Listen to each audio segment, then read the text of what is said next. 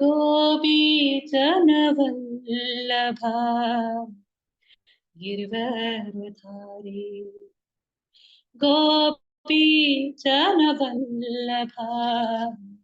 गिरिवरधारी यशोदनन्दन व्रजजनरञ्जन यशोदनन्दन व्रजजनरञ्जन यशोदानन्दन व्रजजनरञ्जन यशोदानन्दन व्रजजनरञ्जन यमुनातीरावनचारि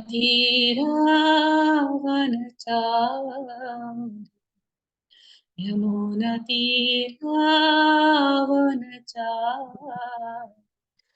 राधामाधव कुञ्ज बिहारी जय राधा माधव कुञ्ज बिहारी.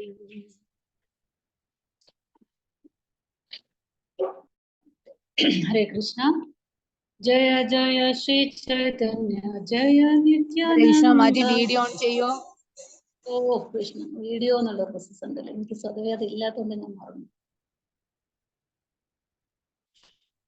ഓക്കെ.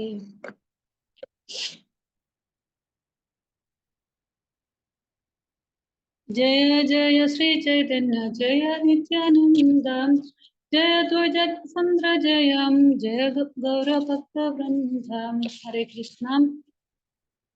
अज्ञानतिमिरान्धस्य ज्ञानाञ्जनशलाकया चक्षुरुन्मीलितं तस्मै श्रीगुरुवे नमः. मुक्तिं करोति वाचालं पङ्गुलङ्घयते गिरिं यत्कृपातमहं श्रीगुरुं दिनतारिणं परमानन्दं माधवं श्रीचैतन्यमीश्वरं. नमो विष्णुपदाय कृष्णपृष्ठाय भूतले श्रीमते भक्तिवेदान्त स्वामिने.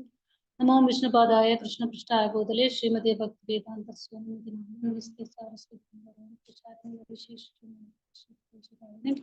श्री कृष्ण चैतन्य नित्यानंद श्री अद्वैत गदाधर श्रीवासादि गौरभक्तवृंदम. हरे कृष्ण कृष्ण कृष्ण हरे हरे हरे राम राम हरे हरे हरे. हरे कृष्ण. മാതാജി ഏതാ ശ്ലോകം എന്ന് ഞാൻ നോക്കാം. ഏതാ മാതാജി? 28ആണോ? ഇന്നത്തെ ശ്ലോകമാണോ മാജി ചോദിക്കുന്നേ? 28. ഇന്ന് എടുക്കേണ്ട ശ്ലോകമാണോ മാജി? ആ മാതാജി എത്ര? 28ആണോ പറഞ്ഞേന്? ഇത് നോക്കേണ്ടി വരും. ഞാൻ നോക്കാം. ഞാൻ ഇപ്പൊ പറഞ്ഞുതരാം മാജി. ഒരു സെക്കൻഡ്. ഇന്ന് 88 മാജി. 88 ആയിരുന്നു. ഞാൻ 87 വരെ എടുത്തു. 88 തൊട്ട് ഇന്ന് എടുക്കണം. 87 വരെയൊക്കെയോ? ശരി, ഞാൻ ശ്രദ്ധിച്ചില്ല. ഞാൻ 28ആന്ന് കരുതി. എനിക്ക് കുറച്ച് തിരക്കിൽ പെട്ടു, ഞാൻ അങ്ങനെ പോയി.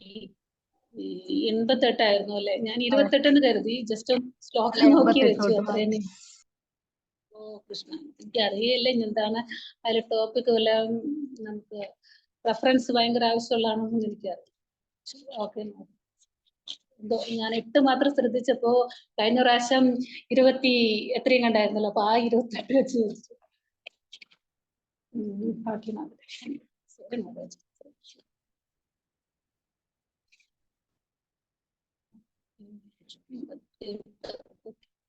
നമോ ഭഗവതേ വാസുദേവായ. നമോ ഭഗവതേ വാസുദേവായ.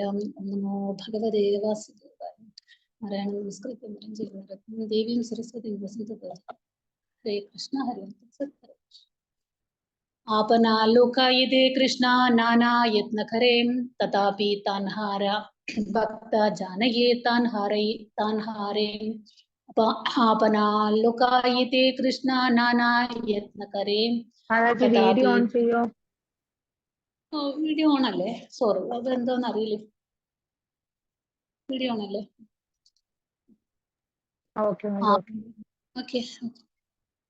आपना लुकायिते कृष्णा नाना यत्न करे तथापि तान्हारा भक्त जानये तान्हारे.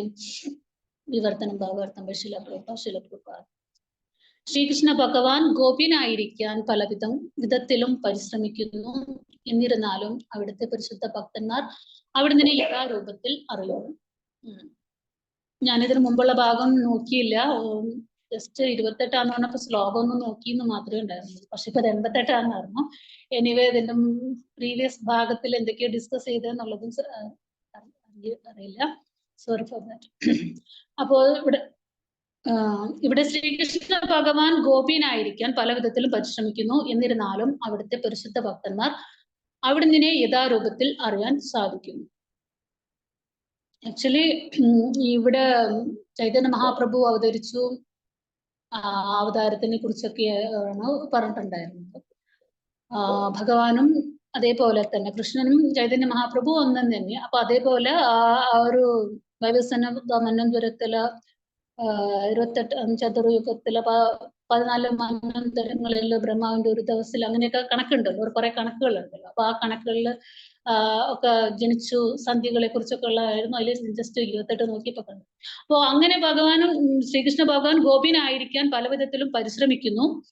എന്നിരുന്നാലും അവിടുത്തെ പരിശുദ്ധ ഭക്തന്മാർ അവിടുന്ന് യഥാരൂപത്തിൽ അറിയുന്നു. ആക്ച്വലി പരിശുദ്ധ ഭക്തന്മാർ വളരെ കുറച്ചേ ഉള്ളൂ.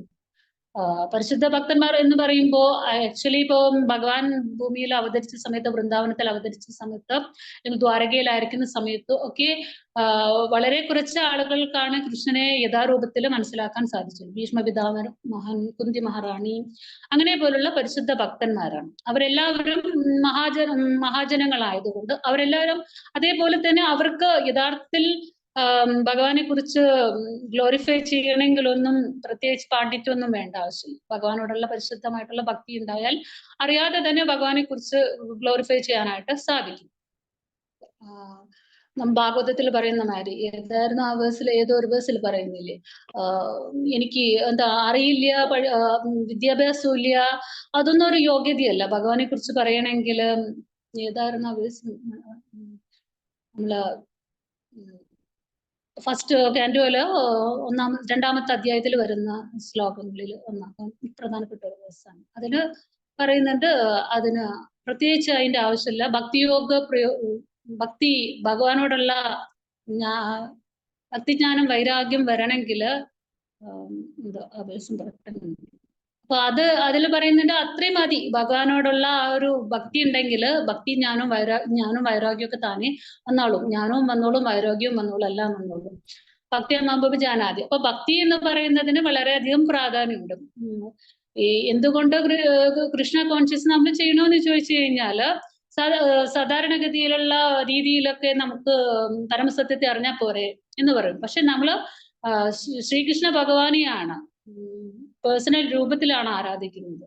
ശ്രീകൃഷ്ണ ഭഗവാൻ തന്നെയാണ് ബ്രഹ്മമായാലും പരമാത്മാവായാലും ഒക്കെ തന്നെയെങ്കിലും നമ്മൾ ശ്രീകൃഷ്ണ ഭക്തര് ഭഗവാനെ പേഴ്സണൽ രൂപത്തിൽ ആരാധിക്കുന്നു. അപ്പൊ അതുകൊണ്ട് തന്നെ പരിശുദ്ധ ഭക്തന്മാർക്ക് ഭഗവാനെ കൂടുതലും അടുത്തറിയാനും അല്ലെങ്കിൽ ഭഗവാനോട് കൂടുതൽ പ്രേമരസത്തിൽ ഇരിക്കുവാനായിരിക്കും താല്പര്യം ഉണ്ടാവുക. അല്ലാതെ അവര് യോഗികളെ പോലെ അല്ലെങ്കിൽ ജ്ഞാനികളെ പോലെയുള്ള ഒരു ഭാവത്തിലായിരിക്കില്ല. അവർ കൂടുതൽ സമയവും അവര് ഭഗവാനെ സേവിക്കുന്നതിലായിരിക്കും തൽപരരായിരിക്കും, സേവന തൽപരരായിരിക്കും. കാരണം നമ്മൾ പഞ്ചമ പുരുഷാർത്ഥങ്ങൾ എന്ന് പറയുന്ന പ്രേമഭക്തിയുടെ സേവനമാണ്. വിമുക്തി എന്ന് പറയുന്ന സ്റ്റേജാണ് ഭക്തന്മാര്. അതായത് ഒരിക്കൽ പോലും ഈ പുരുഷാർത്ഥങ്ങളിലെ ധർമാർത്ഥ കാമ മോക്ഷ അതിലും വിട്ടിട്ട് പഞ്ചമപുരുഷാർത്ഥമായ ഭഗവത് പ്രേമത്തിലാണ് ഭക്തന്മാരെ ആഗ്രഹിക്കുന്നത്. ബാക്കിയൊന്നും അവരില് അതെല്ലാം ഒരു വ്യക്തികള് നോർമൽ വ്യക്തികള് സ്റ്റെപ്പ് ബൈ സ്റ്റെപ്പ് ആയിട്ട് പോകേണ്ട പ്രോസസ്സാണ്. അതേ സ്ഥാനത്ത് ഭക്തന്മാരെ അതിൽ നിന്നും വിട്ടിട്ട് പഞ്ചമ പുരുഷാർത്ഥമായിട്ടുള്ള ഭഗവത് പ്രേമ ഭക്തിയുടെ സേവനത്തിനാണ് കൂടുതൽ താല്പര്യം കാണിക്കുന്നത്. അപ്പൊ ശ്രീകൃഷ്ണ ഭഗവാൻ ഗോപിനായിരിക്കാൻ പല വിധത്തിലും ശ്രമിക്കുന്നു. ഗോപ്യ മീൻസ് ഗുഹ്യനായിരിക്കുക എന്നുള്ളതാണ്. സോറി, അല്ല, ഗോപ്യ മീൻസ് ഇവിടെ കൊടുത്തിട്ടുണ്ടായിരിക്കും, ഇല്ലല്ലോ, സോറി, ഇത് ഭാവാർത്ഥത്തിലെ വേർഡാണ്. ഗോപ്യ ഗുഹ്യമായിരിക്കും എന്ന് ഞാൻ തോന്നുന്നു. അതായത് എനിക്ക് ആർക്കും പറഞ്ഞു തരാമോ ഗോപ്യ മീൻസ് എന്താ ഉദ്ദേശിക്കണേ എന്നുള്ളത്?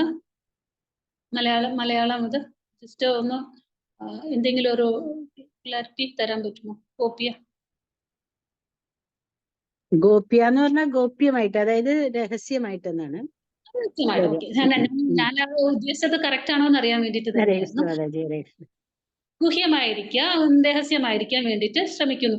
അത് തന്നെയാണ് നമ്മൾ കഴിഞ്ഞ ഇതിലും പറഞ്ഞത്. യശോദാമ്മയും മറ്റുള്ള ഗോപന്മാരും ഒക്കെ ഭഗവാനെ ആ പരമദിവ്യോത്തമ പുരുഷനാണെന്ന് അറിയാൻ തുടങ്ങുന്നതിന് മുമ്പേ തന്നെ ഭഗവാൻ അത് മാറ്റും. കാരണം ഒരു പോലീസ് അല്ലെങ്കിൽ ഒരു ജഡ്ജ് വീട്ടില് അല്ലെങ്കിൽ ഓഫീസില് അയാള് പോലീസ് വേഷത്തില് അവിടെയുള്ള സ്റ്റാഫുകളോടൊക്കെ പെരുമാറുന്ന പോലെ തന്നെ അയാൾ വീട്ടിലും വന്നിട്ട് അതേപോലെ പെരുമാറി കഴിഞ്ഞു കഴിഞ്ഞാല് ഭാര്യയ്ക്കോ കുട്ടികൾക്കോ അയാളോട് സ്നേഹം കാണിക്കാൻ പറ്റില്ല. അവരും ആ ഭയഭക്തി ബഹുമാനത്തെ യെസ് സാർ എന്ന് പറയും. അപ്പൊ അയാൾക്ക് ആ യെസ് സാർ അവിടെ കിട്ടിക്കഴിഞ്ഞതാണ്. ഇനിയും വീട്ടിൽ വന്നു കഴിഞ്ഞു കഴിഞ്ഞാൽ അതേ വേഷത്തിൽ അതേ ഗാംഭീര്യത്തില് മീശയും പിരിച്ചൊക്കെ ഇരുന്ന് കഴിഞ്ഞാല് ആൾക്ക് അർഹിക്കുന്ന സ്നേഹം കിട്ടില്ല. അപ്പൊ സ്നേഹം കിട്ടാൻ വേണ്ടിയിട്ട് ആൾ എന്ത് ചെയ്യണം? ആള് ആ അച്ഛന്റെ റോളാണോ ഭർത്താവിന്റെ റോളാണോ അത് അവിടെ ചെയ്യണം. ചിലപ്പോ ഭാര്യ പറയുന്ന വഴക്കൊക്കെ കേൾക്കേണ്ടി വരും. ചിലപ്പോ ഭാര്യ പറയുന്നതെല്ലാം ചെയ്തു കൊടുക്കേണ്ടി വരും. മക്കളെയായിട്ട് തലകുത്തി മറിഞ്ഞ് കളിക്കേണ്ടി വരും. അതൊക്കെ ചെയ്താൽ തന്നെയാണ് ആ സ്നേഹത്തിന്റെ ട്രാൻസാക്ഷൻ നടക്കുള്ളൂ. സ്നേഹം എന്ന് പറയുന്നത് അനുഭവിക്കാനായിട്ട് സാധിക്കുള്ളൂ. ഭഗവാൻ വളരെ സെന്റിമെന്റൽ ആണ്. ഭഗവാന്റെ സ്നേഹം വേറെ പോകുന്ന കാര്യത്തിൽ ഭഗവാൻ അതുകൊണ്ട് തന്നെയാണല്ലോ മന്മനോഭവ മത്ഭക്ത മധ്യജിമ നമസ്കുരു എന്നൊക്കെ പറയുന്നത്. അതെന്ന് വെച്ചാൽ അതിന്റെ അർത്ഥം ഭഗവാന് ആ സ്നേഹം എന്തോ രാവിലെ ടെമ്പിളിൽ വരുമ്പോ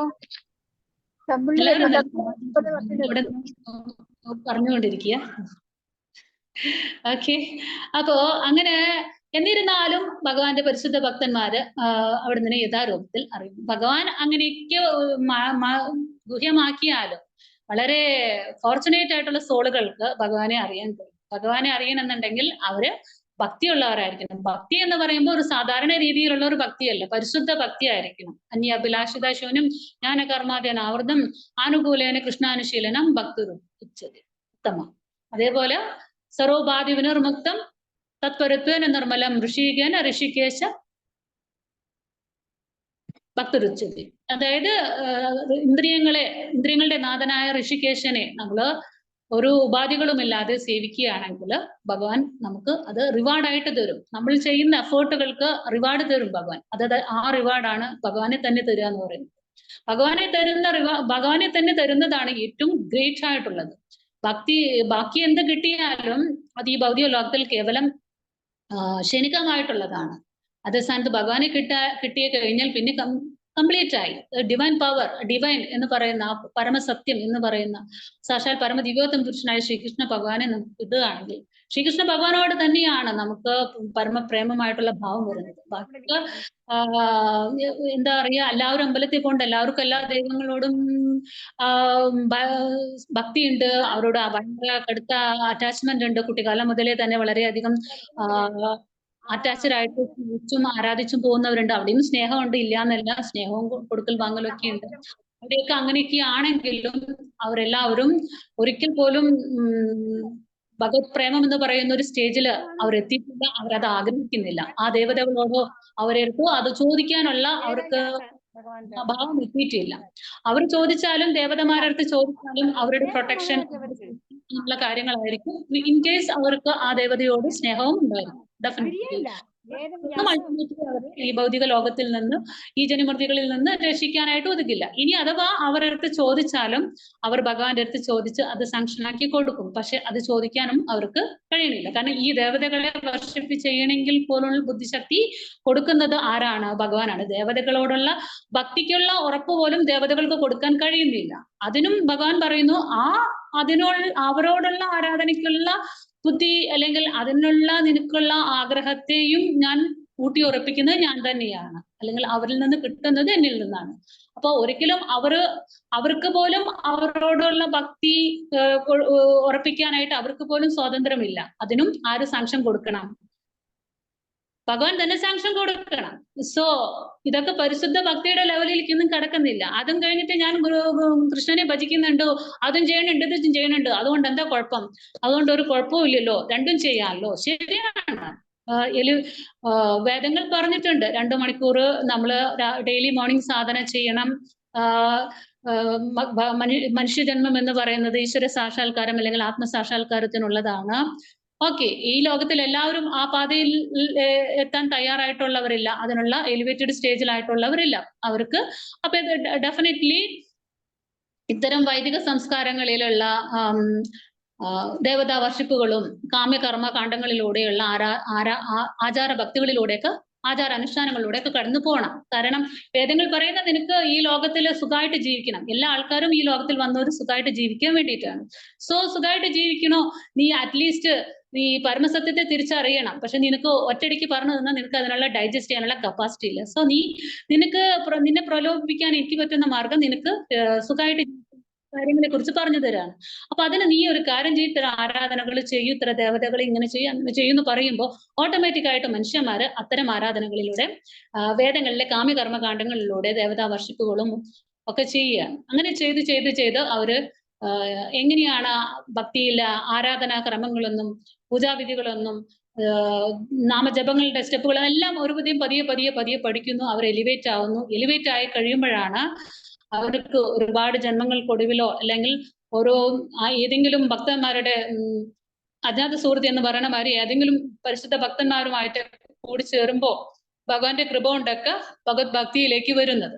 ഇവിടെ ഇത്രയും ഭക്തിയിൽ എത്തിയ ആൾക്കാരെ കുറിച്ചാണ് പറയുന്നത്. സാധാരണ ഒരു ലെവലിലുള്ള ആൾക്കാരെ കുറിച്ചല്ല പറയുന്നത്. അപ്പൊ അത്തരം പരിശുദ്ധ ഭക്തന്മാർക്ക് ഭഗവാൻ എങ്ങനെയാ ഭഗവാനെ കാണിച്ചു കൊടുക്കാതിരിക്കുക? കാരണം കുന്തി മഹാറാണി പറയുന്ന പോലെ തഥാ പരമഹംസാനാം മുനീനാം അമലാത്മനാം ഭക്തിയോഗ വിധാനാർത്ഥം കഥം പശ്യമിഹി ശ്രീയഃ. പരമഹംസന്മാരായിട്ടുള്ള ആളുകൾക്കൊക്കെയല്ലേ അങ്ങ് നീ ദർശനം ആവുള്ളൂ. എന്നെ പോലുള്ള സാധാരണ സ്ത്രീകൾക്ക് എങ്ങനെയാണെന്നാണ്. പക്ഷെ ഭഗവാൻ അവിടെയും സ്ത്രീയോ മറ്റുള്ളവരൊന്നും വേർതിരിവില്ല. അവിടെ പരിശുദ്ധ ഭക്തിക്ക് മാത്രമാണ് പ്രാധാന്യം കൊടുക്കുന്നത്. അപ്പൊ അതുകൊണ്ട് തന്നെ പരിശുദ്ധ ഭക്തന്മാർക്ക് ഭഗവാനെ യഥാരൂപത്തില് അറിയാനായിട്ട് സാധിക്കുന്നു എന്ന് പറയുന്നു. നെക്സ്റ്റ് വേഴ്സില്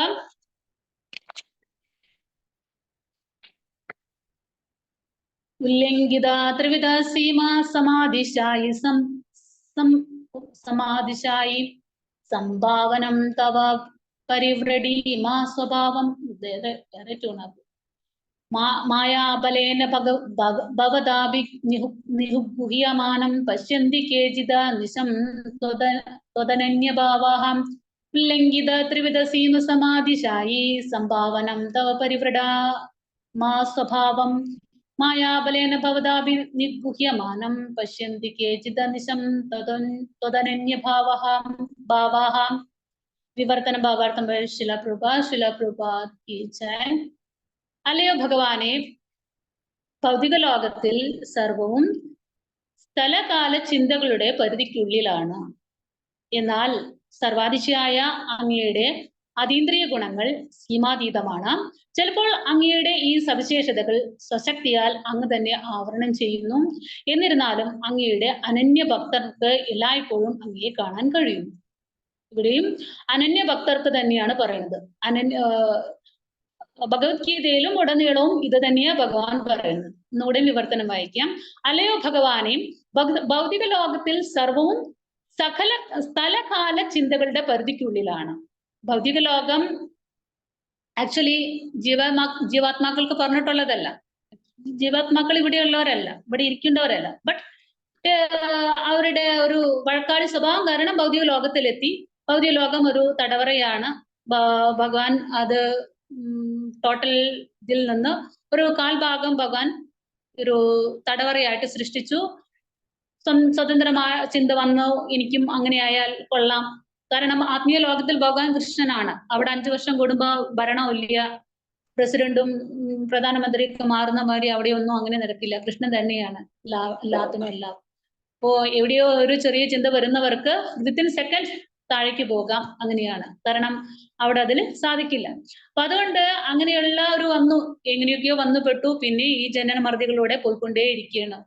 ഓരോ ചക്രം, ഓരോ സ്റ്റെപ്പ് ബൈ സ്റ്റെപ്പ് നമ്മുടെ കർമ്മം കൂടിക്കൊണ്ടേ ഇരിക്കുകയാണ്. അപ്പൊ അത് കർമ്മ ഇവിടെ 0% ആയാൽ മാത്രമാണ് ഈ ഭൗതിക ലോകത്തിൽ നിന്ന് നമുക്ക് തിരിച്ചു പോകാൻ പറ്റുള്ളൂ. അപ്പോ ഈ ഭൗതിക ലോകത്തില് സർവവും സ്ഥലകാല ചിന്തകളുടെ പരിധിക്കുള്ളിലാണ്.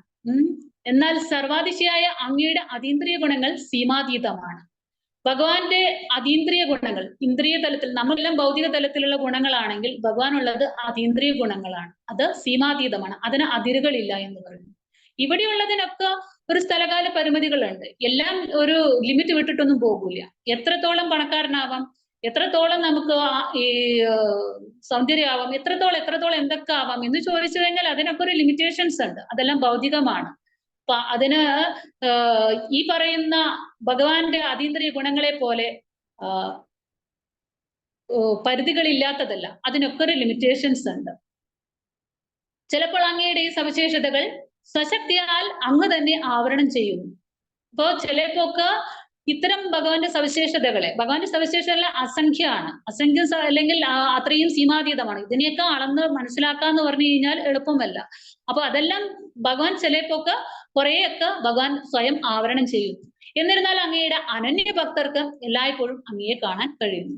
ഭഗവാൻ എപ്പോഴും ഇവിടെ എടുത്തു പറയുന്ന ഒരു കാര്യം എന്ന് വെച്ചാൽ അനന്യ ഭക്തർക്ക് എന്ന് പറയുന്നത് 24/7 എന്ന് പറഞ്ഞ മാതിരി ഹൃദയത്തിൽ നമ്മൾ നടക്കുമ്പോഴും ഇരിക്കുമ്പോഴൊക്കെ ഒരു മന്ത്രം പർട്ടിക്കുലർ അതായത് ഒരൊറ്റ മന്ത്രം തന്നെ നമ്മൾ ഓരോ ശാസ്ത്രത്തിലും അല്ലെങ്കിൽ കണ്ടിന്യൂസ് ആയിട്ട് ജപിക്കുക എന്ന് പറയുന്നത് ഭയങ്കര പവർഫുൾ ആണ്. നമുക്ക് പണ്ട് ഭഗവത്ഗീത വായിച്ചിരുന്ന കാലത്തൊക്കെ സദാസമയം സതതം കീർത്തി എന്തോമാം എന്നൊക്കെ ഞാൻ ആദ്യം വായിച്ച കാലത്തും ഏത് നാമം ജപിക്കുക എന്നുള്ളത് കൺഫ്യൂഷനാണ്. കുറെ നാമമുണ്ട്. ഭഗവാന്റെ നാമം തന്നെയാണെങ്കിൽ നാരായണ നാരായണ നാരായണ അല്ലെങ്കിൽ അതും ഇതൊക്കെ പറയും. പക്ഷെ നമുക്ക് പ്രഭാതരുടെ കൃപ കൊണ്ട് ഹരേ കൃഷ്ണ കൃഷ്ണ കൃഷ്ണ ഹരേ ഹരേ ഹരേ രാമ രാമ രാമ ഹരേ ഹരേ ഈ ഒരു മന്ത്രം സ്ഥിരമായി ജപിക്കാം എന്നുള്ള ഓപ്ഷൻ കിട്ടി. മറ്റേന്ന് പറയണത് ശ്രുതിയില്ല, അശുദ്ധിയാണ്, അതാണ് ഇതാണ് എന്നൊക്കെ പറഞ്ഞ് നമ്മൾ മാറ്റി വെക്കും. നമുക്ക് അതിനും ഓപ്ഷൻ കിട്ടി. നമ്മളൊക്കെ വളരെ ശുദ്ധമായിട്ട് ബാഹ്യാഭ്യന്തര ശുദ്ധിയോടുകൂടി തന്നെ എപ്പോഴും ഇരിക്കാൻ കഴിയുന്നത് കൊണ്ടും ഇനി അഥവാ അശുദ്ധി ആണെങ്കിൽ പോലും നമുക്ക് ഹരേ കൃഷ്ണ മഹാമന്ത്രം ജപിക്കാം എന്ന് പഠിപ്പിച്ചു കിട്ടി. അതുകൊണ്ട് നമ്മൾ വളരെ അങ്ങനെ ഒരു കണ്ടീഷൻ ഒന്നും ഇല്ലാതെ തന്നെ നാമം ജപിക്കാനായിട്ട് പറ്റുന്നുണ്ട്. ഇത് നമുക്ക് 16 മാല ജപിക്കുന്നത് നമ്മളുടെ സാധന ഇയർലി മോർണിംഗിൽ നമ്മൾ ജപിക്കുന്നത് നമ്മൾ വളരെ ഭഗവാനെ നാമരൂപ ഗുണലീലകളോട് അല്ലെങ്കിൽ വളരെയധികം ഭക്തിഭാവത്തോടുകൂടെ ഏകാഗ്രതയോട് ശ്രദ്ധയോടും ഭക്തിയോടൊക്കെ നമ്മൾ ജപിക്കുന്നത് നമ്മുടെ സാധന ബലം, തപോബലം, ആത്മബലം വർദ്ധിക്കും. അത് നമ്മൾ അങ്ങനെ തന്നെ ചെയ്യണം. എങ്ങനെ ഇരുന്നും കിടന്നും മറിഞ്ഞും 16 മാല ജപിക്കാമെന്ന് നമ്മൾ ചിന്തിക്കാനേ പാടില്ല. അത് വലിയൊരു ഒഫൻസ് ആണ്. നാമപ്രഭുവിനോടും ഗുരുവിനോടും കൃഷ്ണനോടൊക്കെ ചെയ്യുന്ന ഒരു വലിയ അപരാധമാണ്. സംടൈംസ് ബാലൻസിങ് ആണ്. ചില സമയങ്ങൾ നമുക്ക് അങ്ങനെ സാഹചര്യങ്ങൾ വരാം. പക്ഷെ നമ്മൾ റെഗുലർ ആയിട്ട് വളരെ ശ്രദ്ധയോടെയും ഭക്തിയോടെയും ഏത് സിറ്റുവേഷനിലും എങ്ങനെ ജപിക്കാൻ പഠിച്ചിട്ടുള്ളവർക്ക് എങ്ങനെയും അതിന് ഏകാഗ്രതയോടെ ജപിക്കാൻ പറ്റും. പക്ഷെ എങ്ങനെയാണത്?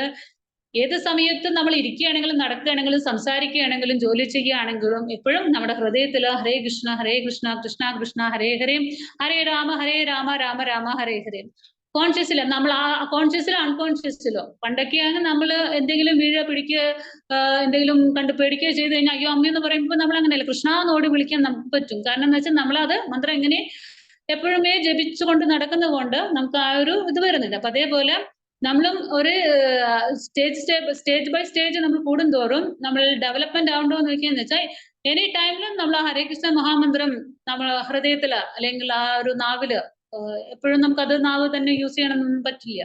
ബട്ട് അത് ഇന്ദ്രിയങ്ങളെല്ലാം മറ്റുള്ള ആക്ടിവിറ്റികളിൽ പെട്ടാലും ഹൃദയത്തിൽ അർജുനനൊക്കെ മന്ത്രം ജപിക്കുന്ന മാതിരി നമുക്കും ജപിക്കാൻ കഴിയുന്ന ഒരു സ്റ്റേജ് വരെ എത്തുമ്പോഴൊക്കെയാണ് അനന്യ ഭക്തിയിലേക്ക് എത്താം. അപ്പോ ആ സ്റ്റേജിലൊക്കെ എത്തിക്കഴിഞ്ഞു കഴിഞ്ഞാൽ ഭഗവാനെ താത്വികമായിട്ട് അറിയും. ഭഗവാനെ താത്വികമായിട്ട് അറിയണം എന്നാണ് പറയുന്നത്. അനുഭൂതിയോടുകൂടി ജന്മകർമ്മജമയം ദിവ്യം ഏവം യോ വേത്തി തത്വതഃ തെക്താദേഹം പുനർജന്മ നൈതിമാമിത് സോർജന. ഭഗവാന്റെ ജന്മത്തെയും കർമ്മത്തെയും കുറിച്ച് താത്വികമായിട്ട് അറിയണം. അത് ചുമ്മാ കൊണ്ട് കാര്യമില്ല. അപ്പൊ അതേപോലെ ഭഗവാനെ നമ്മള് ചുമ്മാ അങ്ങനെ പറഞ്ഞുകൊണ്ട് കാര്യമില്ല. ഭക്തി ഉണ്ടെന്ന് പറഞ്ഞത് കാര്യമില്ല. അനന്യചേതാസതഹം തസ്യാപം സുലഭ പാർത്ത. ഭഗവാൻ സുലഭനാണ്, അനന്യചേതാസതതം. വേറെ ചിന്തകളില്ലാതെ ഭഗവാനെ ഭക്തിയോടെ ഭജിക്കുകയാണെങ്കിൽ തസ്യാഹം സുലഭ പാർത്ത, ഭഗവാൻ സുലഭമായിട്ട് നമുക്ക് ലഭിക്കുമെന്ന് ഭഗവാൻ ഭഗവത്ഗീതയിൽ പറയുന്നുണ്ട്. അപ്പൊ അതുകൊണ്ടാണ് അനന്യ ഭക്തിക്ക് ഇത്രയും പ്രാധാന്യം കൊടുക്കുന്നത്. അപ്പൊ അനന്യ ഭക്തർക്ക് എല്ലായ്പ്പോഴും അങ്ങയെ കാണാൻ കഴിയുന്നു എന്നാണ് ഈ ഒരു ശ്ലോകത്തിൽ പറയുന്നത്. ഭാവാർത്ഥം ശിലപ്രഭ. ഈ ശ്ലോകവും യമനാചാര്യരുടെ സ്തോത്രരത്നത്തിൽ നിന്ന് ഉദ്ധരിച്ചിട്ടുള്ളതാണ്. ഈ ശ്ലോകവും യമനാചാര്യർ എന്ന് പറയുന്നത് തന്നെ വളരെയധികം ഉന്നതമായിട്ടുള്ള ഭൗതിക സുഖ അനുഭവങ്ങളിലൊക്കെ ജീവിച്ചിട്ടുള്ളതാണ്. ഐ തിങ്ക് ശ്രീരംഗം അവിടെയൊക്കെ ഉള്ള കഥകളിലൊക്കെ നോക്കിയാൽ കാണാം. യമനാചാര്യരുടെ കോട്ടകളും ഐ തിങ്ക് അല്ല, ഭഗവത്ഗീതയിൽ പ്രഭുപാദർ കൊടുത്തിട്ടുണ്ട്. ലൈക്ക് കുലശേഖര രാജാവിനെ പോലെ തന്നെ പറയുന്നുണ്ട്. അദ്ദേഹം പറയുന്നത് ഈ വേഴ്സാണെന്ന് തോന്നുന്നു. യമനാചാര്യർ പറയുന്നത് ഒരുപാട് ഭൗതിക ജീവിത സുഖങ്ങളൊക്കെ അനുഭവിച്ചിട്ടുണ്ട്. ഈവൻ ലൈംഗിക ജീവിതത്തെ കുറിച്ച് അറിയാത്തതല്ല.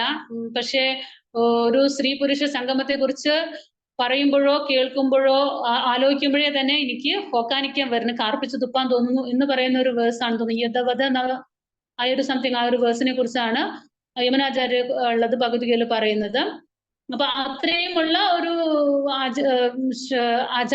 ഒരു രാജാവും അങ്ങനെയുള്ള ആയിരുന്ന ആള് അത്രയും ഒരു ശ്രേഷ്ഠ ഭക്തനായിട്ടുള്ളതാണ്.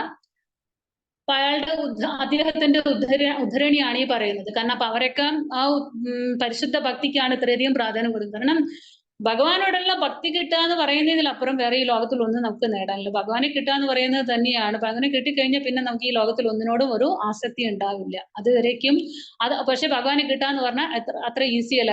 ഭഗവാൻ വളരെ പ്യൂരിഫൈഡ് ആയിട്ടുള്ള, വളരെ അതീന്ദ്രിയമായിട്ടുള്ള ഒരു ഭാവമാണ്. വളരെ പരിശുദ്ധനാണ്, സച്ചിദാനന്ദ സ്വരൂപമാണ്. നമ്മളെല്ലാവരും അഴുക്കുകളുള്ള ആൾക്കാരാണ്. ഈ അഴുക്ക് വെച്ചിട്ടുള്ള ആളുകൾക്കൊന്നും ഭഗവാനെ ഈ പരിശുദ്ധ പ്രേമഭാവത്തിലേക്ക് എത്താനായിട്ട് സാധിക്കില്ല. അതുകൊണ്ട് തന്നെ നമ്മളിൽ ഹൃദയത്തിൽ അടിഞ്ഞുകൂടിയിട്ടുള്ള അനർത്ഥങ്ങളെയൊക്കെ, ഇൻസെക്യൂരിറ്റീസിനെയൊക്കെ, നെഗറ്റിവിറ്റീസിനെയൊക്കെ എല്ലാത്തിനെയും നമ്മള് ഹീൽ ചെയ്ത്, അൺഹീൽഡ് ആയിട്ട് കിടക്കുന്ന സബ് കോൺഷ്യസ് മൈൻഡിലും കോൺഷ്യസ് മൈൻഡിലൊക്കെ എന്തൊക്കെയോ നമ്മളിൽ കിടക്കുന്നുണ്ടോ അതിനെയൊക്കെ എല്ലാം കളഞ്ഞ് പുറത്താക്കി ശുദ്ധമായി കഴിഞ്ഞു കഴിഞ്ഞാൽ മാത്രമേ നമുക്ക് ആ ഒരു പവറിലേക്ക് സ്വീകരിക്കാനോ അല്ലെങ്കിൽ അതിലേക്ക് പോകാനോ നമുക്ക് സാധിക്കുള്ളൂ. അതുകൊണ്ട് എല്ലാം ത്യജിച്ചു പോയ ആൾക്കാരാണ് യമനാചാര്യരെ പോലുള്ള ആൾക്കാർ. അവർക്ക് ഒന്നിനോടും ഒരു മമതയില്ല, ഒന്നിനോടും ഒരു ആസക്തിയുമില്ല.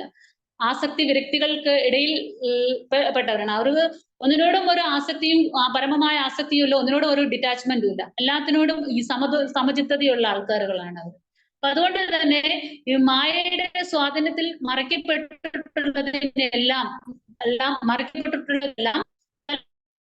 പരിമിതമായ അതിരുകളിലാണ്.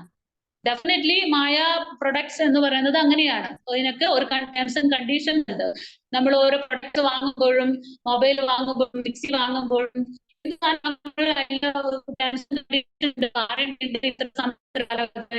അതുപോലെ നമ്മുടെ കാര്യം അങ്ങനെയൊക്കെ തന്നെയാണ്. സോ നമുക്ക് ഉൾക്കൊള്ളാൻ കഴിയുന്ന ഏറ്റവും വലിയ ആവിഷ്കരണമായ ആകാശത്തിന് പോലും പരിമിതികളുണ്ട്. നമ്മൾക്ക് ഉൾക്കൊള്ളാൻ കഴിയുന്ന, നമ്മുടെ ദൃഷ്ടിയിൽ ഗോചരമായിട്ടുള്ള ഈ ആകാശത്തിന് പോലും പരിമിതികളുണ്ട് എന്ന് പറയുന്നു. ആകാശത്തിനപ്പുറം 7 അടുക്കുകളുള്ള ആവരണങ്ങളുണ്ടെന്നും ഓരോ അടുക്കിനും അതിന് തൊട്ടു മുമ്പ് ഉള്ളതിനേക്കാൾ 10 മടങ്ങ് വണ്ണമുണ്ടെന്നും ആധികാരിക ശാസ്ത്രങ്ങൾ തെളിവുകളുണ്ട്. ഭാഗവതത്തിൽ നമ്മൾ ഒരുവിധം ഇൻബിറ്റ്വീൻ ഇടവിട്ടുള്ള ഓരോ സ്കന്ധങ്ങൾ നമ്മൾ അത്തരം ഭാഗങ്ങൾ വരുമ്പോൾ അതിൽ കാണുന്നുണ്ട്. ആ മഹത്വവും ആ ക്രിയേഷൻ ഒക്കെ പറയുന്ന ഭാഗങ്ങളിൽ ഈ ആകാശത്തിനപ്പുറത്ത് 7 പാളികൾ ഉണ്ടെന്നും ഓരോ അടക്കളും 10 മടങ്ങ് അതിന്റെ കട്ടി വണ്ണം കൂടുതലാണെന്നും അതൊക്കെ വ്യക്തമായിട്ട് അതിൽ പറയുന്നുണ്ട്. അപ്പോ ഇപ്രകാരമുള്ള പ്രപഞ്ച ആവരണത്തിന്റെ അടക്കുകൾ വിശാലമാണ്. ഇതൊന്നും നമ്മുടെ ഈ ഇംപെർഫെക്റ്റ് സെൻസസ് കൊണ്ട് നമുക്ക് കാണാൻ പറ്റില്ല. നമ്മുടെ ഈ കൺപീലികളെ പോലും നമുക്ക് കാണാൻ കഴിയുന്നില്ലെങ്കിൽ പിന്നെ ഇത്രയും വലിയ കാര്യങ്ങൾ നമുക്ക് എങ്ങനെ കാണാൻ പറ്റും? അത്രയ്ക്കും ഇംപെർഫെക്റ്റ് ആണ് നമ്മൾ. അപ്പോ ഇപ്രകാരമുള്ള പ്രപഞ്ച ആവരണത്തിന്റെ അടക്കൾ വിശാലമാണ്. പക്ഷെ ആവരണങ്ങളോട് കൂടി ആയാലും അല്ലാതെ ആയാലും ആകാശം പരിമിതമാണ്. ആവരണം ഉണ്ടായിരിക്കാം, അല്ലാതായാലും ആകാശം പരിമിതമാണ്. സകലങ്ങളെ കുറിച്ച് ചിന്തിക്കാനുള്ള നമ്മുടെ ശക്തിയും പരിമിതമാണ്. ഇവിടെ ഉണ്ടാക്കിയിട്ടുള്ള പ്രൊഡക്റ്റുകളും മനുഷ്യന്മാരൊക്കെ വലിയ ഗ്രേറ്റ് ആണെന്ന് പറഞ്ഞ് പലതും സംഭവം ഉണ്ടാക്കിയിട്ടുണ്ടെങ്കിൽ പോലും ടെലസ്കോപ്പ് ഉണ്ട്, മറ്റേതുണ്ട്, അതുകൊണ്ട് കാണാം ഇതുകൊണ്ട് കാണാം എന്നും ആ ടെലസ്കോപ്പ് ലിമിറ്റഡ് ആയിട്ടുള്ള സെൻസസ് ഉള്ള നമ്മൾ തന്നെയാണ് ഉണ്ടാക്കിയിരിക്കുന്നത്. അപ്പൊ അത്രയും അങ്ങനെയുള്ള ആളുകൾ ഉണ്ടാക്കിയ സാധനത്തിനും അതിനും ലിമിറ്റേഷൻസ് ഉണ്ടാവും എന്നർത്ഥം. അപ്പോ അതും നമ്മുടെ സ്ഥലകാലങ്ങളെ കുറിച്ച് ചിന്തിക്കാൻ പോലും ഇതിനിപ്പോ എത്ര പരിമിതികളുണ്ട് എന്നേ കുറിച്ച് പോലും നമുക്ക് ചിന്തയില്ല. നമുക്ക് അതിനുള്ള ബുദ്ധിശക്തി ഇല്ല. നമ്മുടെ ശക്തിയും പരിമിതമാണ്. കാലം ശാശ്വതമാണ്. നമ്മൾ ഭഗവത്ഗീതയിൽ 5 ടോപ്പിക് പഠിക്കുന്നതിലെ ഒരു ടോപ്പിക്കാണ് കാലം എന്ന് പറയുന്നത്.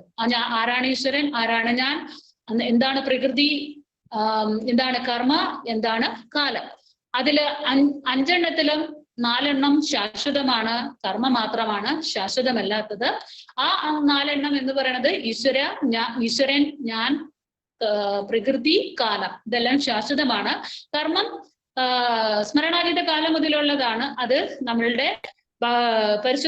ശുദ്ധ ഭക്തിയുദ്ധ സേവനത്തിലൂടെ, നാമജപത്തിലൂടെ നമ്മളെ കർമ്മങ്ങളെയൊക്കെ നമുക്ക് റെഡ്യൂസ് ചെയ്ത് പോകും. അതുകൊണ്ട് കർമ്മം എപ്പോഴും ശാശ്വതമായി തന്നെ ഇരിക്കില്ല. കർമ്മത്തിന് അതിനെ ഇല്ലാതാക്കാനുള്ള കഴിവ് ഭഗവത് നാമത്തിനും ഹരിസേവ കൊണ്ടും സാധിക്കുമെന്നുള്ളതാണ്. അതുകൊണ്ട് ഇവിടെ കാലം ശാശ്വതമായി തന്നെ നിലനിൽക്കുന്നു. നമുക്ക് മഹാകോടി വർഷങ്ങൾ വിഭാവനം ചെയ്യാൻ സാധിച്ചേക്കാം. പക്ഷെ കാലത്തിന്റെ വ്യാപ്തി സംബന്ധിച്ച് അതും അപര്യാപ്തമായ കണക്കുകൂട്ടലാണ്. അപ്പൊ നമുക്ക് ഒരു പക്ഷേ അത്രയ്ക്കും വലിയ ജ്ഞാനിയോ അല്ലെങ്കിൽ അത്രയും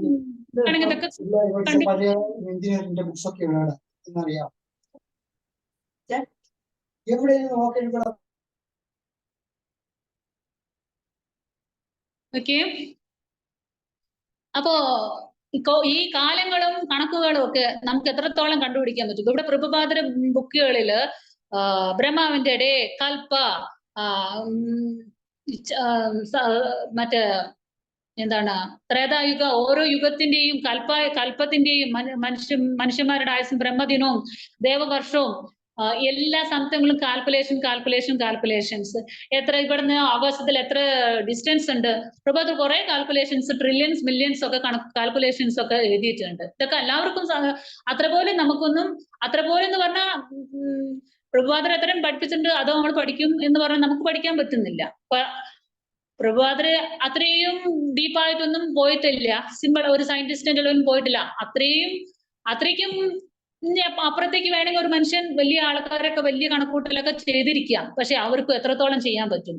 ഒരു പരിമിതികളുണ്ട് അവർക്ക് എന്ന് പറയുന്നത്. അപ്പൊ അതും അപൂർണങ്ങളായ ഇന്ദ്രിയങ്ങൾക്ക് ഭഗവാന്റെ മഹത്വത്തെ, അപ്പൊ അത്രയും ഒരു കാര്യം ഈ നാച്ചുറൽ പ്രത്യക്ഷമായി പെടുന്ന കാര്യങ്ങളെ കുറിച്ച് പോലും ഒരു പരിമിതമായിട്ടുള്ള അറിവോ അല്ലെങ്കിൽ അത്രയും കാര്യങ്ങളെ ചെയ്യാൻ പറ്റുമെന്നുള്ളൂ എന്നുണ്ടെങ്കിൽ നമ്മളുടെ അപൂർണങ്ങളായ ഇന്ദ്രിയങ്ങൾക്ക് ഭഗവാന്റെ മഹത്വത്തെ പറ്റി ചിന്തിക്കാനോ അല്ലെങ്കിൽ കാലത്തിന്റെയോ നമ്മുടെ ചിന്താശക്തിയുടെയോ പരിമിതിക്കുള്ളിൽ അവിടെ നിന്നെ കൊണ്ടുവരാൻ കഴിയില്ല. അതിനാൽ അവിടുത്തെ സ്ഥാനം ഉല്ലംഘിത എന്ന പദത്തിൽ വിവരിക്കുന്നു. അചിന്തനീയമായിട്ടുള്ളതാണ് ഭഗവാൻ. ഒരു അതിർ വരുമ്പോണ്ട് എന്ന് പറഞ്ഞു കഴിഞ്ഞു കഴിഞ്ഞാൽ അത് ഭഗവാനാണ്. അതിക്കപ്പുറം വേറെ ഒന്നും തന്നെയും. സമയഭാഗരെ ഞാനിത് സദസത്പരം. ചതുർശ്ലോകി ഭാഗവതത്തിൽ പറയുന്നത് അതാണ്.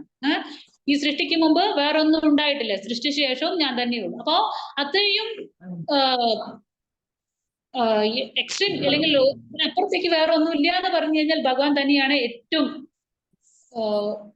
അതിർവരും. അല്ലെങ്കിൽ അതിനപ്പുറത്തേക്ക് വേറെ ആർക്കും ഒന്നും കണ്ടെത്താൻ സാധിക്കില്ല. ഉല്ലംഘിത അപൗരുഷേയനാണ്. അതുകൊണ്ട് തന്നെ നമുക്ക് പരിധിയുണ്ട്. മനസ്സിലാക്കും ഭഗവാനെ കുറിച്ച് പൂർണ്ണമായിട്ട് ഒരാൾക്കും മനസ്സിലാക്കാനായിട്ട് സാധിക്കില്ല. അപ്പൊ അവിടെ നിന്ന് സ്ഥലത്തിനും കാലത്തിനും ചിന്തയ്ക്കും അതീതനാണ്. അവയ്ക്കുള്ളിൽ കാണപ്പെടുന്നുണ്ടെങ്കിലും ഭഗവാൻ അതീന്ദ്രിയനായിട്ട് നിലനിൽക്കുന്നു. മയാ തതമിതം സർവം ജഗത് വ്യക്തമൂർധന മത്സാനി സർവബോധാനി നചാഹം തേഷവസ്തുത. ഭഗവത്ഗീതയിലും ഇത് തന്നെ പറയുന്നു. ഇത് തന്നെ ഭഗവാൻ പല ഭാഗങ്ങളായിട്ട് പറയുന്നു. പശ്യമേ യോഗമൈശ്വര്യം, ഇതെല്ലാം എന്റെ യോഗമൈശ്വര്യമാണ്. ഞാനിവിടെ എല്ലാവരുടെയും വ്യാപിച്ചിരിക്കുന്നു, പക്ഷെ ഞാൻ അവയിലില്ല. എന്നാ എന്നിൽ ഒന്നും അതും തന്നെയില്ല. ഇങ്ങനെയൊക്കെ ഭഗവാൻ വളരെ ഡിറ്റാച്ച്ഡ് ആയിട്ട് അല്ലെങ്കിൽ അതിലോ നിഷ്പക്ഷമായി നിസ്സംഗമായിട്ട് എന്നൊക്കെ പറഞ്ഞ പോലെ ഒന്നിനെയും സ്പർശിക്കാത്ത വിധത്തിൽ ഭഗവാനായിട്ട് തന്നെ ഭഗവാന്റെ ഇതിൽ നിൽക്കണം. ഭഗവാൻ ഒരു ഭൗതിക വസ്തുവിൽ നിന്ന് കുറെ പോയാൽ അതെല്ലാം ശൂന്യമായി പോകും. പക്ഷെ ഭഗവാനിൽ നിന്ന് എന്തൊക്കെ പുറപ്പെടുവിച്ചാലും ഒരൊറ്റ ഇതിൽ നിന്നാണ് വന്നിരിക്കുന്നത്. അതിൽ നിന്ന് നിൽക്കേണ്ടതെല്ലാം ജീവാത്മാക്കളെല്ലാം ഈ സോളുകളെല്ലാം ഭഗവാൻ തന്നെ വെറൈറ്റീസ് ഓഫ് സോളുകൾ എടുത്തിരിക്കുന്നതാണ് നമ്മളുകൾ. പക്ഷെ എത്രയൊക്കെ വന്നാലും ഭഗവാന്റെ ആ പരിവേഷത്തോടു കൂടി തന്നെ ആ ഒരു ശ്യാമസുന്ദര രൂപത്തോടു കൂടി അതിൽ നിന്ന് അല്പം പോലും ഒരു വ്യതിയാനമോ കുറവോ സംഭവിക്കാതെ അതീന്ദ്രിയമായ പരിവേഷത്തോടു കൂടി തന്നെ ഭഗവാൻ ആ ഒരു ഭാവത്തിൽ തന്നെ അവിടെ നിലനിൽക്കുന്നു എന്നുള്ളതാണ് ഭഗവാന്റെ പ്രത്യേകത എന്ന് പറയുന്നത്. അതൊക്കെ നമ്മളുടെ ചിന്തകൾക്ക് അപ്പുറത്താണ്. ഭഗവാൻ അതീന്ദ്രിയനായി നിലനിൽക്കുന്നു. ഭഗവാന്റെ അതീന്ദ്രിയാസിസ്റ്റം സ്ഥലകാലങ്ങളുടെയും ചിന്തകളുടെയും പരിമിതികളാൽ പ്രസന്നമാക്കപ്പെടുമ്പോഴും പരിശുദ്ധ ഭക്തന്മാർക്ക് അവിടെ നിന്ന് സ്ഥലകാലാതീതമായ വ്യക്തി സവിശേഷകളോടുകൂടി കാണാൻ കഴിയുന്നു എന്ന് പറയുന്നു. പരിപൂർണമായിട്ടുള്ള സറണ്ടറിങ് ആയിട്ടുള്ള വ്യക്തികൾക്ക് ഭഗവാനെ പൂർണ്ണമായും കാണാൻ സാധിക്കും. സറണ്ടർ ചെയ്ത് കഴിഞ്ഞു കഴിഞ്ഞാൽ പിന്നെ നമുക്ക് ന ശോചതി ന കാംക്ഷതി, നമുക്കൊന്നിനോടും ഒരു ശോചതിയും ഇല്ല. നമുക്കൊന്നും കിട്ടിയില്ല എന്ന് വെച്ച് നമ്മൾ വിഷമിക്കാൻ പോകുന്നില്ല. നമുക്ക് എന്തെങ്കിലും കിട്ടാൻ വേണ്ടി നമ്മൾ ആഗ്രഹിക്കുന്നില്ല. എന്തിനെങ്കിലും വേണ്ടി നമ്മൾ പ്രാർത്ഥിക്കാൻ നമുക്ക് തോന്നില്ല. എന്നാൽ നമുക്കത് കിട്ടണ്ടേ, അതിന്റെ ആവശ്യം നമുക്ക് തോന്നില്ല. കാരണം നമുക്കറിയാം നമ്മൾ ഓൾറെഡി സറണ്ടർ ചെയ്തു. എന്റെ ജീവിതത്തിൽ എന്ത് സംഭവിച്ചാലും അതൊന്നും ഞാൻ ചിന്തിക്കുന്ന ചിന്തകൾക്കനുസരിച്ചോ അല്ലെങ്കിൽ എന്റെ കൈപ്പിടിയിലോ നിൽക്കുന്നതല്ല. ഇതെല്ലാം ഭഗവാനാൽ മാത്രം നടക്കുന്ന കാര്യങ്ങൾ, ഭഗവാൻ സാങ്ഷൻ ചെയ്തിട്ടുള്ള കാര്യങ്ങളാണ്. അപ്പോ ഭഗവാന്റെ നാമവും ഭഗവാന്റെ സേവനവും മാത്രമായി ചിന്തയിട്ട് നടക്കുന്ന നമ്മളെ നോക്കാൻ ഭഗവാൻ സാധിക്കില്ലേ? ഈ ലോകത്ത് ആനയ്ക്ക് പട്ട കിട്ടുന്നു, ഉറുമ്പിന് അതിന്റെ ആഹാരം കിട്ടുന്നു. അങ്ങനെ എല്ലാ ലോകത്തിൽ എല്ലാവരെയും ഭഗവാൻ സംരക്ഷിക്കുമ്പോൾ ഭഗവാന്റെ ഭക്തരെ ഭഗവാൻ സംരക്ഷിക്കാതിരിക്കും? ഒരിക്കലും ഇല്ല. നമ്മെ ഭക്ത പ്രണശതി, എന്റെ ഭക്തന്മാർ ഒരിക്കലും നശിക്കുന്നില്ല. പിന്നെ നമ്മൾക്ക് എന്തിനോ over anxieties, worries, tensions, nothing. ഈ ആങ്സൈറ്റീസും വറീസും ടെൻഷനും ആങ്കറും എന്തെങ്കിലും കിട്ടണമെന്നും എന്നെ റെക്കഗ്നൈസ് ചെയ്യണം, എന്നെ സ്നേഹിക്കണം, എല്ലാം എനിക്ക് അങ്ങനെയൊക്കെയുള്ള പുകിലുകളൊക്കെ വെച്ചിരിക്കുന്ന നമ്മൾക്കൊന്നും ഭഗവാന്റെ അടുത്തേക്ക് പോകാൻ പറ്റില്ല. ഭഗവാനെ സ്പർശിക്കാൻ പോലും സാധിക്കില്ല. നമ്മളൊക്കെ വലിയ പറയും, ഞാൻ അങ്ങനെ സേവ ചെയ്തു, ഇങ്ങനെ സേവ ചെയ്തു, അത്രയും സേവ ചെയ്തു എന്നൊക്കെ പറയണം. ഒന്നുമല്ല സത്യത്തിൽ നമുക്ക് പരിശുദ്ധ ഭക്തിയോ അല്ലെങ്കിൽ ഭഗവാനെ ഹൃദയത്തിൽ അറിഞ്ഞ് ഭഗവാന്റെ നാമം ജപിക്കാനോ ഒക്കെ, ശുദ്ധനാമൊക്കെ ജപിക്കാനോ പറ്റുന്ന ഒരവസ്ഥയിലേക്ക്, ഏറ്റവും വലിയൊരു ടാർഗറ്റ് എന്ന് പറയുന്നത് നമുക്ക് ശുദ്ധമായി നാമം ജപിക്കാൻ എന്ന് സാധിക്കും എന്നുള്ളതിനെ കുറിച്ചിട്ടുള്ള വേവലാതിയാണ് നമുക്ക് ആവശ്യം. ബാക്കിയുള്ളതെല്ലാം ഈ ഭൗതിക ലോകത്തിൽ അവരവരുടെ കർമ്മ അനുസരിച്ച് വന്നു ചേരുന്നതാണ്. അതിനെക്കുറിച്ച് വറി ചെയ്യേണ്ട കാര്യമില്ല. ആക്ച്വലി നമ്മളുടെ വറി എന്ന് പറയുന്നത് ഭഗവാൻ എങ്ങനെ പരിശുദ്ധമായിട്ട് അല്ലെങ്കിൽ ഭഗവാനെ എങ്ങനെ നമുക്ക് നല്ല ഭഗവാൻ ഇഷ്ടപ്പെടുന്ന രീതിയിൽ ഭഗവാൻ എങ്ങനെ തൃപ്തിപ്പെടുത്താൻ പറ്റുന്ന രീതിയിൽ ഭഗവാനെ സേവിക്കാൻ കഴിയുക എന്നുള്ളതാണ്. ശ്രവണ കീർത്തനാദികളിൽ ഭഗവാനെ നിരന്തരം സേവിക്കാൻ സാധിക്കുക എന്നുള്ള കാര്യമാണ്. അപ്പൊ അതുകൊണ്ട് സറണ്ടർ ചെയ്തിട്ടുള്ള ഒരു വ്യക്തിയെ സംബന്ധിച്ച് നോ ക്വസ്റ്റ്യൻ നോ ആൻസർ. ഒരു ചോദ്യവും ഇല്ല, അവിടെ ഉത്തരവും ഇല്ല, അവിടെ ചോദ്യത്തിന്റെ പ്രസക്തി ഇല്ല. അത് നടക്കോ കൃഷ്ണ, അല്ലെങ്കിൽ അത് നടക്കോ എന്ന് എന്ത് നടന്നാലും അതെന്റെ ഹയസ്റ്റ് ഗുഡിനാണ്. എന്റെ ബെസ്റ്റ് വേഴ്സണിലേക്ക് എത്തിക്കാൻ വേണ്ടി ഭഗവാൻ ചെയ്യിക്കുന്നതാണ്. നമ്മൾ അത് ചെയ്യണോ ഇത് ചെയ്യണോ എന്ന് ഉണ്ടെങ്കിൽ അത് അതിനുള്ള ഗൈഡൻസും അതിനുള്ള പ്രൊട്ടക്ഷനും എല്ലാം ഭഗവാൻ നമുക്ക് തരുന്നുണ്ട്. അതാത് സമയങ്ങളിൽ നമ്മൾ എന്ത് ചെയ്യണമെന്നുള്ള ആ ഒരു ഗൈഡൻസ് നമ്മൾ പുള്ളി സറണ്ടർ ആയിട്ടുണ്ടെങ്കിൽ നമുക്ക് ഭഗവാൻ അത് തരും. അതിന്റെ പാത്തിലേക്ക് നമ്മളെ എത്തിക്കും. നമ്മളുടെ ഏറ്റവും നല്ല ബെസ്റ്റ് വേർഷനിലേക്ക് ഭഗവാൻ എത്തിക്കും.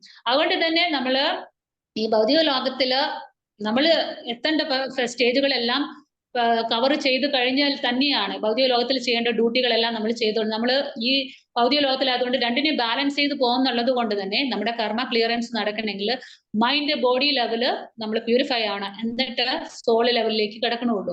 അതുകൊണ്ട് ഓൾറെഡി നമുക്ക് സോൾ ലെവലിൽ ചെയ്യാൻ പറ്റില്ല. കാരണം നമ്മൾ ലോട്ട് ഓഫ് കർമാസ് നമുക്കുണ്ട്. നമ്മൾ ഒരുപാട് കർമ്മ ആയിട്ട് വന്നിട്ടുള്ള ആളുകളാണ്.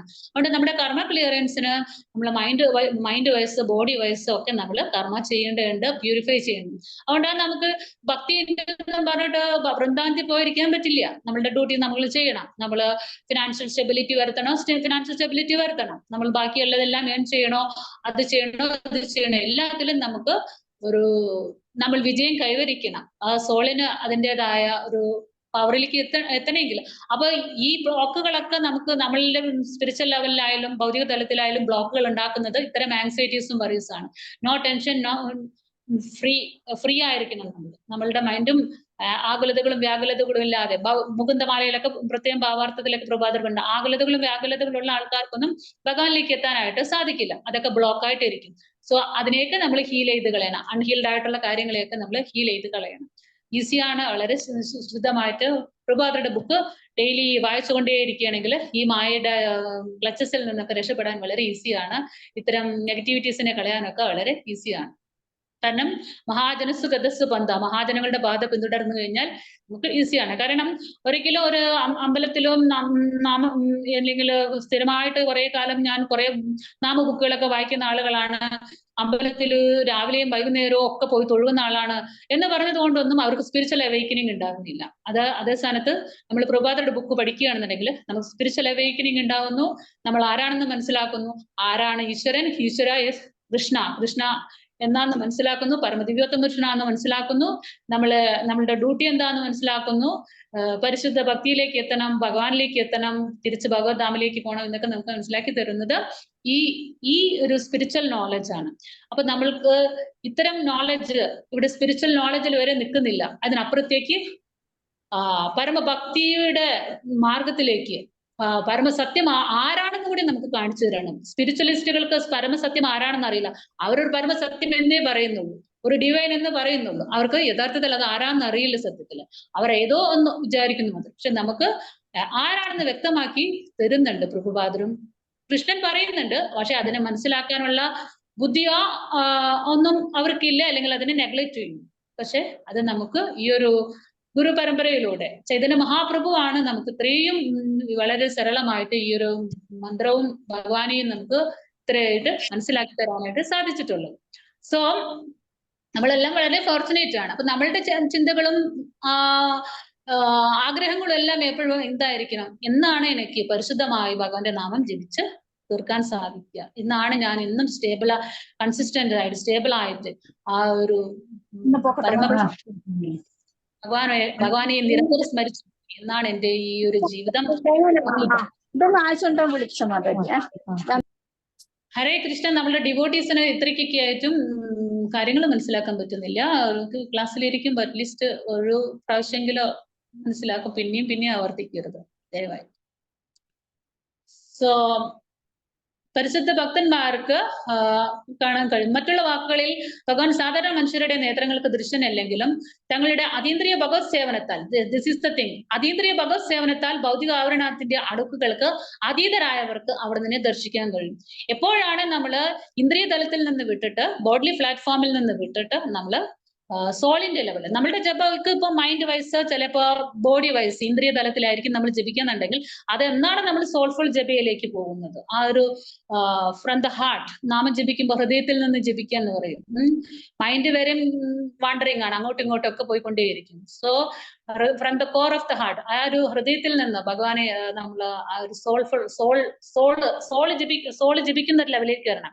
ഇപ്പൊ സോളിന് അറിയില്ല ഞാൻ സോളാണ്, അല്ലെങ്കിൽ എനിക്ക് ഈ മായാബന്ധനൊന്നും എനിക്ക് ആവശ്യമില്ല, ഞാൻ സച്ചിദാനന്ദ സ്വരൂപാണെന്ന് ഉള്ള ബോധത്തിൽ വിട്ടിട്ട് ഞാൻ ശരീരമാണ്, ഈ മനസ്സാണ്, ഞാൻ ഇതാണ് അതാണ് ഇതാണെന്നൊക്കെ വിചാരിച്ച് ചിന്തിച്ചിട്ട് എല്ലാത്തിനെയും പിടിച്ച് കയറ്റി വെച്ചിരിക്കുന്നു, എല്ലാത്തിനോട് അറ്റാച്ച്ഡ് ആയിരിക്കുന്നു. അപ്പോൾ സോളിന്റെ ഓരോ പാർട്ടും ഓരോന്നിനോട് കണക്റ്റഡ് ആയിരിക്കുന്നു എന്നാണ് ഈ ബോഡി സോളും പ്യൂരിഫൈ സ്റ്റേജിലേക്ക് കടന്ന് സോളിന്റെ ലെവലിലേക്ക് പ്യൂരിഫൈ സ്റ്റേജ് ആകുമ്പോൾ അപ്പോഴാണ് സോളിന് ബോധം, oh I am not this body, I am the spirit soul, ഞാൻ ഭഗവാന്റെ അംശമാണ്. സോ എനിക്ക് എന്ന് ബോധം വരുമ്പോഴാണ് സോള് ജപിക്കുന്ന ആ ഒരു ലെവല്, അതാണ് ആ സോൾ ഫുൾ ജപ എന്നുള്ള ഒരു പവർ വരുന്നത്. ആത്മബലം അപ്പോഴാണ് നമുക്ക് വരുന്നത്. അങ്ങനെ വരുമ്പോ ഈ ഭൗതികാവരണത്തിന്റെ അടുക്കുകൾക്കൊക്കെ അതീതരായവരായി മാറുന്നു. അപ്പൊ അവിടെ നിന്ന് ദർശിക്കാൻ കഴിയും. സൂര്യൻ മേഘത്താൽ ആവരണം ചെയ്യപ്പെട്ടതുപോലെ കാണപ്പെട്ടേക്കാം. ഡെഫിനറ്റ്ലി സൂര്യൻ കാർമേഘങ്ങളാൽ ആവരണം ചെയ്യപ്പെട്ടതായി കാണാം. പക്ഷെ വാസ്തവത്തിൽ മേഘങ്ങൾക്ക് താഴെയുള്ള നിസാരമായ ആളുകളുടെ കണ്ണുകളാണ് മറക്കപ്പെടുന്നത്. ആക്ച്വലി അതൊരിക്കലും മറക്കപ്പെടുന്നില്ല, അത് അവിടെ തന്നെയുണ്ട്. പക്ഷെ നമ്മളുടെ കണ്ണുകൾ കൊണ്ട് നമുക്കത് അങ്ങനെ തോന്നുന്നതാണ്. സൂര്യനല്ല, ആ നിസാരരായ ജനങ്ങൾ ഒരു വിമാനത്തിൽ മേഘത്തിന് മുകളിലേക്ക് ഉയർന്ന വശം കാണാൻ കഴിയും. അതുപോലെ മായയുടെ ആവരണം വളരെ ശക്തമാണെങ്കിലും ഭഗവത്ഗീതയിൽ പറയുന്നു, 7.14 പറയുന്നു, ദേവി ഹേശാഗുണമയും മമ മായാദുരത്യ മാമമയാം പ്രവൃത്യന്തേ മായാമേതം തരന്തിത്. എപ്പോഴും പ്രഭാതർ കോട്ട് ചെയ്യുന്ന ഒരു വേഴ്സാണ് ദേവി ഹേശാഗുണമയി. അതെന്ന് വെച്ച് കഴിഞ്ഞാൽ ഈ ഭൗതിക ലോകത്തിലെല്ലാം ഭൗതിക ശക്തിയുടെ പ്രൊഡക്ട്സുകളാണ്. നമുക്ക് തടസ്സ ശക്തി ആയതുകൊണ്ട്, തടത്തിലിരിക്കുന്നതുകൊണ്ട് നമുക്ക് ബഹിരംഗ ശക്തിയോടാണ് കൂടുതൽ അട്രാക്ഷൻസ്. നമുക്ക് അന്തരംഗ ശക്തിയോടെ അല്ല കൂടുതൽ അട്രാക്ഷൻ വരുന്നത്. എപ്പോഴാണ് നമ്മൾ ഭഗവത് ശ്രവണ കീർത്തനാദികൾ പെടുന്നത്, അപ്പോഴാണ് നമുക്ക് ആന്തരിക ശക്തിയുടെ പ്രഭാവം വരുന്നത്. പക്ഷെ ഭഗവാൻ ഈ ഭൗതിക ലോകത്തിലാണെങ്കിലും ബഹിരംഗ ശക്തിയുടെ പ്രഭാവത്തിലല്ല. ഭഗവാനെ നിയന്ത്രിക്കുന്നതെന്ന് പറയാൻ പറ്റില്ല. ഭഗവാന് വേണ്ടിയിട്ട് ഭഗവാന്റെ കാര്യങ്ങളെല്ലാം ചെയ്യുന്നത് ഭഗവാന്റെ അന്തരംഗ ശക്തിയിലാണ്. സോ അന്തരംഗ ശക്തി എന്ത് സ്പിരിച്വൽ വേൾഡിൽ. അപ്പൊ നമുക്കിവിടെ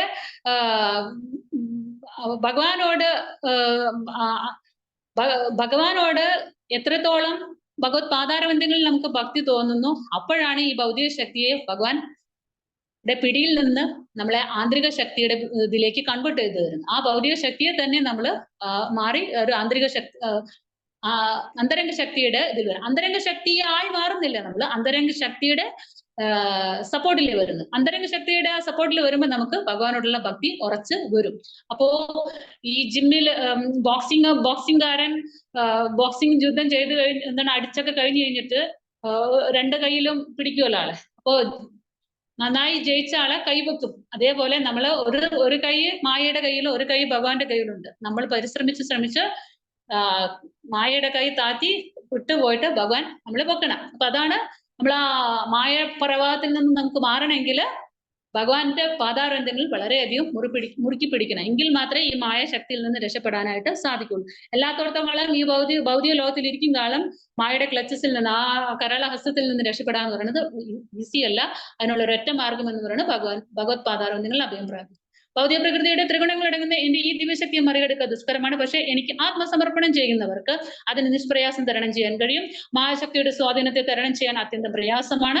പക്ഷെ ഭഗവത് പാദങ്ങളിൽ മുറുകെ പിടിക്കാൻ ദൃഢനിശ്ചയം എടുത്തവർക്ക് മായയുടെ ബന്ധനത്തിൽ നിന്ന് മുക്തരാകുന്നു. അതുകൊണ്ട് പരിശുദ്ധ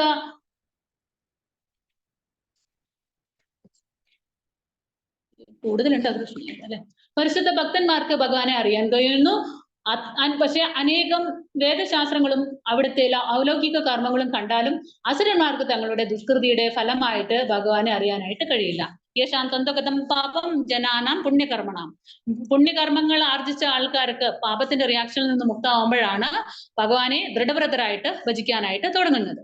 അതുകൊണ്ട് ആസുരിക സ്വഭാവമുള്ളവര്, മായാബഹൃതജ്ഞാനരായിട്ടുള്ളവര്, ആസുരവൃത്തികളായിട്ടുള്ളവര് നമാം ദുഷ്കൃതിനോ മൂഢ എന്ന് ഭഗവാൻ പറയുന്നു. അവർക്ക് ഭഗവാനെ അറിയാനായിട്ട് സാധിക്കില്ല. അപ്പൊ അവര് എന്തൊക്കെ അമ്പലത്തിൽ പോയാലും തൊഴുതാലും ഒന്നും ആരാണ് യഥാർത്ഥത്തിൽ കൃഷ്ണനെന്നും ഭഗവാന് വേണ്ടിയിട്ടുള്ള പ്രേമ ഭക്തിയുത സേവനത്തിന്റെ വാല്യൂ എന്തെന്നും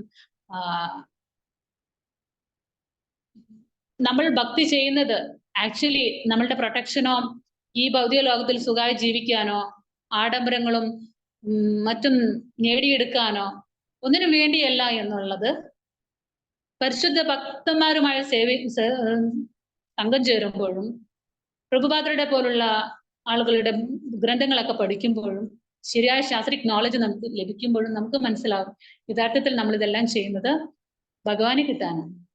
ഗോപികമാർ അവസാനത്തിൽ പറയുന്ന വ്രജവാൻ ഐക്കാസാം എന്ന് പറയുന്ന ആ വേഴ്സിൽ പറയുന്ന പോലെ ഭഗവാനെ നമ്മൾ കീർത്തനം ചൊല്ലുമ്പോൾ നല്ല കീർത്തനം ഞാൻ പാടുണ്ടോ എന്ന് കേൾക്കാനോ അല്ലെങ്കിൽ നല്ല കീർത്തനം പാടിയെന്നോ അതിലൊന്നുമല്ല. അതിലൂടെ നമുക്ക് ഭഗവാനെ തൃപ്തിപ്പെടുത്തുമ്പോൾ ഭഗവാനെ നമുക്ക് അനുഭവിച്ചറിയാനായിട്ട് സാധിക്കും. അങ്ങനെ അതിന് സാധിക്കുന്നുണ്ടോ എന്നുള്ളത് മാത്രമാണ്. അല്ലാണ്ട് ഞാൻ അങ്ങനെ ചെയ്തത് കൊണ്ട് എനിക്ക് എന്ത് നേട്ടം കിട്ടും, ഈവൻ സെൽഫ് സീക്കിംഗ് പോലും അത് ഡിമാൻഡാണ്. അതുകൊണ്ടാണ് ഭുക്തിയും മുക്തിയും ഒക്കെ ഒരു ഡിമാൻഡാണ്. അതുപോലും ഭക്തന്മാർക്ക് ആവശ്യമില്ല. ഭക്തന്മാർക്ക് ആവശ്യം ഭഗവാനോടുള്ള പരിശുദ്ധമായിട്ടുള്ള പ്രേമ ഭക്തിയാണ്. ഭഗവാനെ ലഭിക്കുക, ഭഗവാനിൽ നിന്ന് അന്യമായിട്ടൊന്നും ആഗ്രഹിക്കുന്നില്ല. മീൻസ് അതാണ് ഉദ്ദേശിക്കുന്നത്. അല്ലാതെ ചുമ്മാ അടുത്ത് പോയിരിക്കുക, ഭഗവാന്റെ രൂപത്തിലിരിക്കുക, ഭഗവാന്റെ ഐശ്വര്യം കിട്ടുക, അതുകൊണ്ട് എന്റെ കാര്യം. നമുക്ക് സ്നേഹം ഉണ്ടെന്ന് പറഞ്ഞിട്ട് അങ്ങനെ എടുത്തിരുന്നത് കൊണ്ട് പിടിച്ചുകൊണ്ട് കാര്യമില്ലല്ലോ. സ്നേഹം എന്ന് പറയുന്നത് നമ്മുടെ സേവനത്തിലൂടെയല്ലേ കാണിക്കുന്നത്. ഭഗവാന്റെ നാമം നിരന്തരം ജപിക്കുക എന്നുള്ള സേവനമാണ് നമുക്ക് ആദ്യം തന്നിട്ടുള്ളത് പ്രഭാതത്തിൽ. അതാദ്യം ചെയ്യാതെ ആളുകളെല്ലാം ചെയ്യുന്ന ഒരു കാര്യം എന്ന് വെച്ചാൽ 16 മാല ജപിക്കാൻ, അത് രാവിലെ എന്നിട്ട് അത് എപ്പോ വേണമെങ്കിലും ജപിക്കാം, ബാക്കിയുള്ള കാര്യങ്ങളൊക്കെ ചെയ്യും.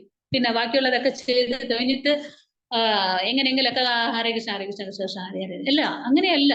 നമുക്ക് ആദ്യം ചെയ്തു തീർക്കേണ്ട സേവനം 16 മാല ജപം തന്നെയാണ്. അങ്ങനെ ചെയ്താൽ മാത്രമാണ് ആത്മബലം, ആ ഊർജം നമ്മളിൽ ഉണ്ടാവുള്ളൂ. അതീന്ദ്രിയ ലെവലിലേക്ക് അനന്യ ഭക്തിയിലേക്ക്, പരിശുദ്ധ ഭക്തിയിലേക്ക് നമുക്ക് വരാൻ സാധിക്കുള്ളൂ. അല്ലാത്തടത്തോളം കാലം നമ്മൾ ഈ കാമ ഭക്തിയിൽ തന്നെ നമുക്ക് നിൽക്കാനായിട്ട് സാധിക്കുള്ളൂ. ഹരേ കൃഷ്ണ. ജയ് ശിലപ്രഭ. ശിലപ്രഭ. ഹരേ കൃഷ്ണ. ഹരേ കൃഷ്ണ. ഹരേ കൃഷ്ണ. കാണുന്നില്ല ആര്? ഹരേ കൃഷ്ണ. സമയായി, ഞാൻ അതോടെ സ്റ്റോപ്പ് ചെയ്തു. ഹരേ കൃഷ്ണ മാതാജി, നല്ല ക്ലാസ് ആയിരുന്നു. ഹരേ കൃഷ്ണ മാതാജി, വളരെ നന്ദി. വളരെ നല്ല സൂപ്പർ ക്ലാസ്. വളരെ സന്തോഷം. നന്ദി മാതാജി. എല്ലാ ആഴ്ചയും മാതാജിയുടെ ഇത്രയും നല്ല മനോഹരമായ ക്ലാസ് നമുക്ക് കേൾക്കാൻ ആഗ്രഹിക്കുന്നു. ദയവായി മാതാജി മുന്നോട്ട് വരണം. നന്ദി മാതാജി, വളരെ സന്തോഷം. മാതാജി, ഒരു അനൗൺസ്മെന്റ് ഉണ്ട്, പറഞ്ഞോട്ടെ. പറയട്ടെ. നമ്മുടെ കോൺഗ്രിഗേഷനില് ഉള്ള എല്ലാവർക്കും അറിയാവുന്ന ക്ലാസ് എടുത്തിരുന്ന നമ്മുടെ പ്രിയപ്പെട്ട വൃന്ദാവനേശ്വരി വിലാസിനി ദേവിദാസി മാതാജിക്ക് ഒരു ചെറിയല്ല ഒരു വലിയൊരു സർജറി ഇന്ന് നടക്കുകയാണ്. 7 മണിക്ക് ഇന്ന് രാത്രി. മാതാജിക്ക് ഒരു ചെറുതായിട്ട് മാതാജി ഒന്ന് വീണു. ചെറുതല്ല, ഒരു മോശമല്ലാത്ത രീതിയിൽ ഒന്ന് വീണുപോയി. അപ്പൊ തലയിൽ ഒരു അടി കിട്ടി. അപ്പൊ അങ്ങനെ ഒരു ന്യൂറോ സർജറി ആണ് നടക്കുന്നത്. അപ്പൊ ഈ ന്യൂറോ സർജറി അല്പം കോംപ്ലിക്കേറ്റഡ് ആണ്. ഇപ്പൊ നമ്മളെല്ലാവരും ആത്മാർത്ഥമായി മാതാജിക്ക് വേണ്ടി ഒന്ന് പ്രാർത്ഥിക്കണം. ഇന്ന് രാത്രി 7 മണിക്കാണ് സർജറിക്ക് വേണ്ടി ഷെഡ്യൂൾ ചെയ്തിരിക്കുന്നത്. ICU യൂണിറ്റിലാണ് മാതാജി. അപ്പോൾ നമ്മുടെ കൂടെ ഉണ്ടായിരുന്ന ഒരു മാതാജിയാണ്. അതുകൊണ്ട് വിനയപൂർവ്വം എല്ലാവരോടും അഭ്യർത്ഥിക്കുകയാണ്, മാതാജിക്ക് വേണ്ടി ദയവായി നിങ്ങൾ ആത്മാർത്ഥമായി ഭഗവാനോട് പ്രാർത്ഥിക്കണം.